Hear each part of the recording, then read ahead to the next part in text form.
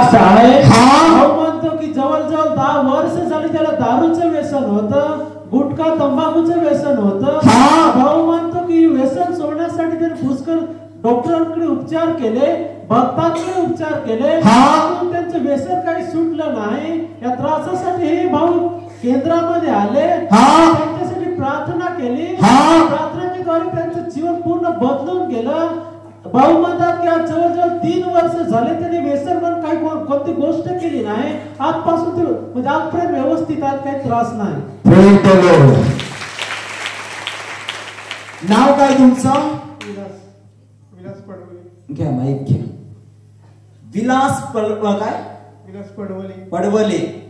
आणि 10 वर्ष झाले हे दारूच्या व्यसनात होते.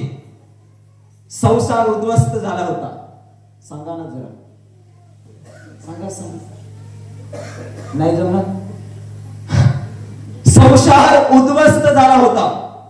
ना बायकोकडे लक्ष, बरोबर ना, ना मुलांकडे लक्ष. बायको 5 दिवस याच्याकडे, 5 दिवस परत आपल्या माहेरात. एक दिवस लढत लढत इथे एक सेवा करणारा व्यक्ती होता, भरत नावाचा, त्याच्या सोबत इकडे आला.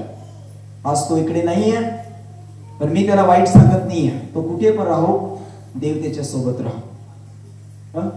आहे आहे का?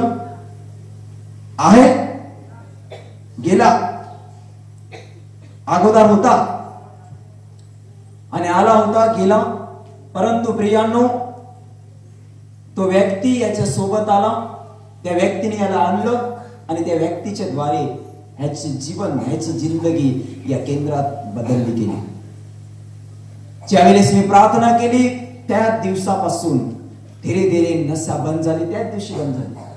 आणि आता पूर्णपणे हे नशेतून बाहेर आहेत आणि देवामध्ये विश्वासी आहेत. प्रेम देव, बरोबर. आणि अशा बरेच लोकांना देवाजवळ आणाला. आणि आज चेहरा कितीतरी फ्रेश आहे त्यांचा. पहिला असा नव्हता, तब्येत पण झाली. बरोबर ना. काम नव्हतं माझ्याकडे, मला काम पण भेटलं. मी दुकानात काम करतो.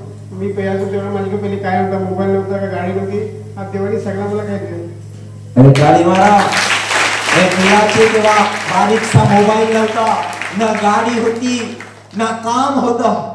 पण देवाने जिंदगी बदलली. तर याला काम पाहिजे ते काम पण दिलं, मोबाईल पण आहे आणि आता बाईक पण आहे, सगळं आलंय. हे म्हणतात की मी घसात होतो तेव्हा काही नव्हतं माझ्याकडे, आज प्रभूने मला आशीर्वादित केले.